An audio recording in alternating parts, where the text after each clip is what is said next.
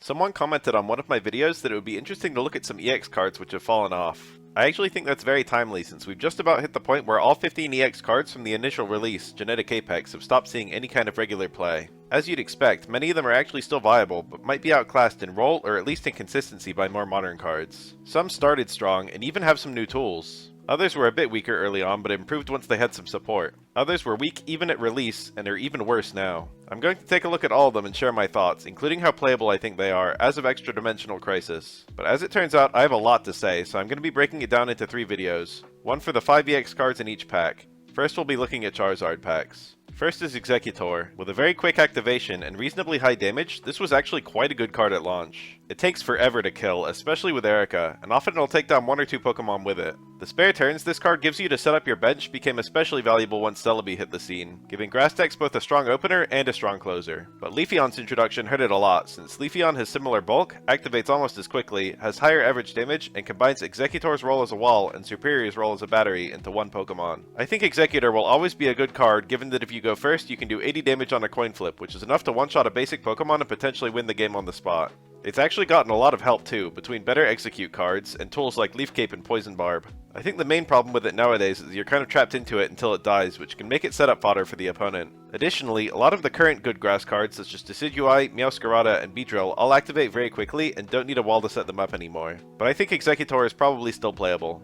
Here's Charizard. This remains the strongest card in the game, one-shotting every single Pokemon with the lone exception of Giant Cape Mamoswine. In that role, it's unmatched, but it has 2 problems. First is the large amount of energy it needs to attack, and second is how quickly you're forced to discard said energy. For that reason, it's eternally been run with a battery, namely Moltres EX, which is unfortunately quite passive, which means it's classically fallen on Zard's shoulders to sweep the opponent's entire team by itself.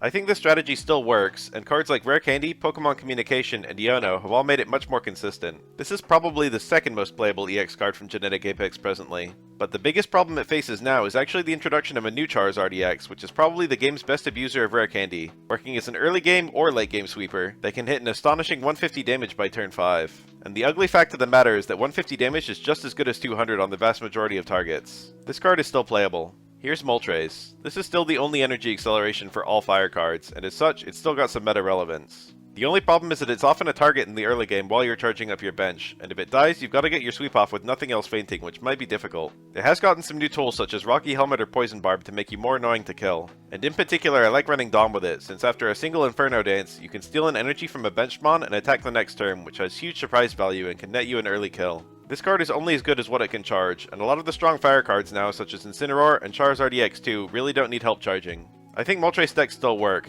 either utilizing something old like the original Charizard, or something newer like Incineroar. Here's Starmie. This card was fiendish at release. The main liability was Staryu, which only had 50 HP and could get one-shot by the likes of Zebstrika or Giovanni Farfetch'd before it ever got the chance to evolve. But once you evolve, 90 damage is astonishingly powerful in the early game, and the free retreat cost is quite annoying too. This card has absolutely fallen off a cliff, mostly by the fact that 130 is not enough health anymore, especially with Cyrus bringing you back in if you retreat. Plus the rise of high HP EX basics, which can take a hit or two, and are thus harder to disrupt by early game rushdown cards. This card does benefit from Arita and stuff like Pokemon Communication and Cape, but I actually can't think of that many other modern cards that help it that much. And finally, Machamp. This was actually seen as one of the most mediocre EX cards at release, and at least that hasn't changed. 120 damage for 3 energies isn't very impressive for a Stage 2 card. Compare Solgaleo nowadays, which is hitting the same number for cheaper while also having a fantastic ability. Even just in the fighting type, compare Lycanroc, which is a Stage 1 and can hit the field early reliably thanks to its pre-evolution's ability to draw it. Lucario helps Machamp a bit, as did Tools, but the high energy requirement means it's not even that helpful to Rare Candy into it. And lots of lower energy fighting types such as Gallade or Garchomp just bring much more to the table. Okay, that's it for this first part. Tune in next time where we look at the Pikachu packs.